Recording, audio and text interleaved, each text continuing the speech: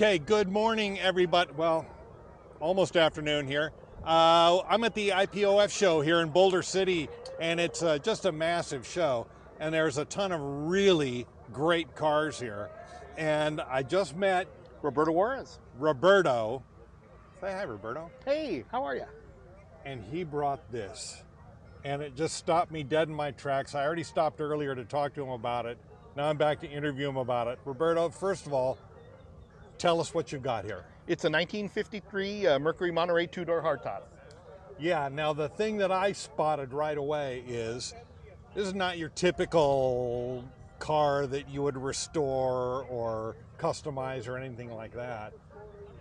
Why did you pick this particular car?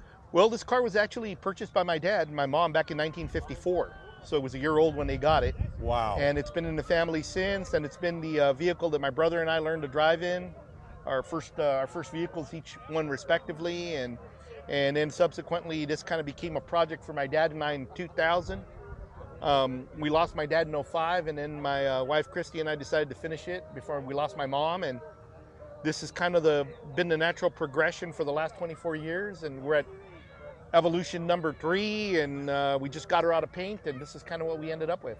You know, I gotta say, this is one of the reasons I love doing stuff like this, is to hear stories just like Roberto's, because it's stories like that that tell you it's not just about the car, it's a whole family lifetime story and generation after generation of people involved in this, and now you've got this beauty. Okay, so let's walk around and take a look at this thing. Yes, sir. Because it's just beautiful. Now, you told me off camera here, you just recently did the paint, right? Yes, sir. It's fresh out of the paint barn, about 3 months. So it still has that new paint kind of a thing going on. Yes, it does. We're trying to get it all cut and final buffed, and but it's looking pretty nice so far. It's looking absolutely gorgeous. Oh, I love the embossed Mercury bumper back here. That's a nice touch. My detailer says that he wants a little bit more time, maybe 6 more months, and he'll have a nice layer of wax going, and he said we won't recognize it. Oh yeah. Well, it's stunning. I can't believe that you've had this car in your family essentially from new. Yes, sir. 1954, it's 2024. Do the math, because I can't. Yes, sir. This is an old car, and it looks like it just rolled off the showroom. I hope I look this great when I'm at her age. Yeah, absolutely. Let's take a look inside. Absolutely. Now, I just love this cowhide interior. That is a really nice touch.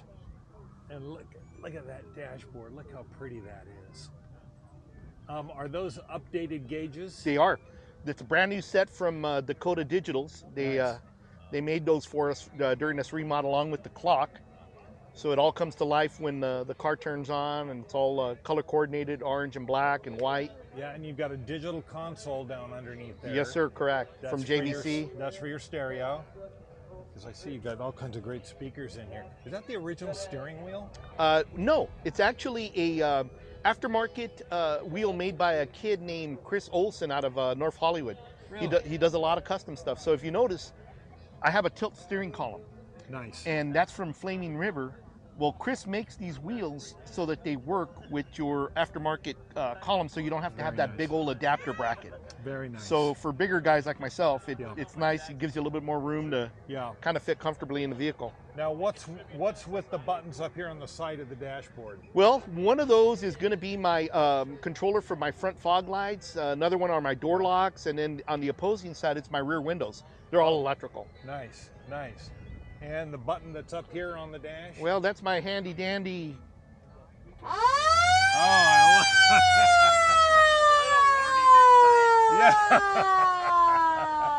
I love it. And you got the obligatory spotlights up there. That's a really nice touch. And the siren's in honor of the IPOF. Yeah, that's such a great show. It is. Such a great cause. Under the hood, let's take a peek. Yes, sir. Nice choice of louvers up there on the hood, too.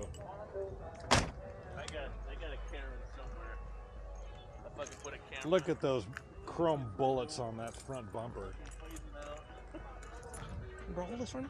Thank you, sir. And you went with, now are these fog lights down here, are these original to the car? Yes, sir, they are. That's amazing. They were an accessory item for 1952 through 1954.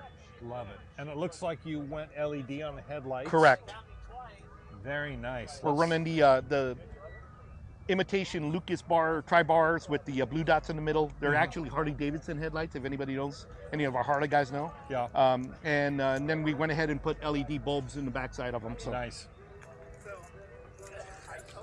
Very, very nice. Nice details on there. Is this the original motor to the car? No, this is actually a 5.0. This is something you would find in like a Mustang Cobra. Yeah. And it's got the GT40 heads in it, and it puts out probably about in the 340 range. We haven't had it on a dyno, but she moves. We've got a C4 tranny in there that's been built as well, and then we have a Moser rear end with 4-wheel disc Willwood brakes, so nice. She stops and she moves. Nice. You know what I like too that you've done with this car is for all the mods under the hood to make this thing really get up and go is externally it still looks like an original 1953 car. We did. We tried to keep it as close as we could, but yet still have some custom to it. So yeah, I like the sleeper touch. My dad wanted it to be original. I wanted, of course, a street custom, and so this was kind of our go-between. Yeah. Now, typically when I do these interviews and talk with people about these cars, I was asking, where did your passion or your interest in cars come from? But it sounds to me like it was handed down to you from your father. Yeah, absolutely. My brother and I both tinkered on this vehicle as young kids. We learned the importance of maintaining a vehicle. We grew up in East Los Angeles, so we only had one vehicle, and that was our lifeline. I mean, to the outside world, really. Yeah. So if it broke, we went nowhere. Yeah. And so in turn, you learn to take care of it, and then it kind of becomes a member of the family, as obviously now. Yeah. I see myself as a caretaker of it. My grandson will be getting this vehicle, and it'll be his. Yeah. And hopefully he can pass it on down. Now, at this particular point in your life, do you know every single nut and bolt on this car? Pretty close, yes, sir. I would say there are times that I get calls from other Merc guys going, "Hey, Roberto," and I'll walk them through it. And and if I don't know, I know who to ask. Yeah. The sad part is all our mentors are starting to pass now. Well, now we're the mentors. Yeah, we've become those, Yeah, right? And yeah. so that's the sad part is that, you had I had some great old timers I could always call and ask, and you call the number and it's disconnected, or you end up talking to a family member who says, "Oh, he passed last year," and so in turn that kind of affects our knowledge bank. But it's time for us to step up and pass on the knowledge. Exactly. Now you're the old guy who knows all about these Yeah, cars. when did that happen, right? Yeah, exactly. Somewhere I woke up one morning and all we of had a sudden, AARP cards, exactly. right? Yeah, I get it. Exactly. I hate that. Well, I got to tell you, this is just beautiful, and this to me represents the kind of thing that I know my YouTube channel is all about, which is called Everyone Needs a Hobby 1010, but the subtitle is Car Collecting for the Rest of Us. And I've talked with guys that have multi-million-dollar car collections, but 99.9% of us don't. We've got one car. Maybe we're fortunate enough to have two.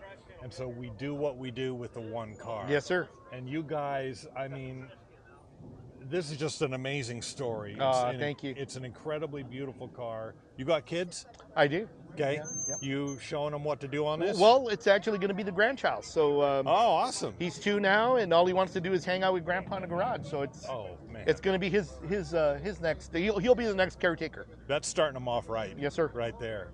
Well, what a story. I know I stopped and talked to you earlier. That's why I wanted to come back and get this on camera, because this car's stunning, and the story is just as beautiful as the car. Well, thank you, sir. So, Pleasure to be with you. Yeah, I got to take one more walk around this, but Roberto, thank you very much for sharing my your pleasure. car. Really, your family story. Yeah, my pleasure. Thank you, sir. Thanks for Appreciate stopping. it. Thank you.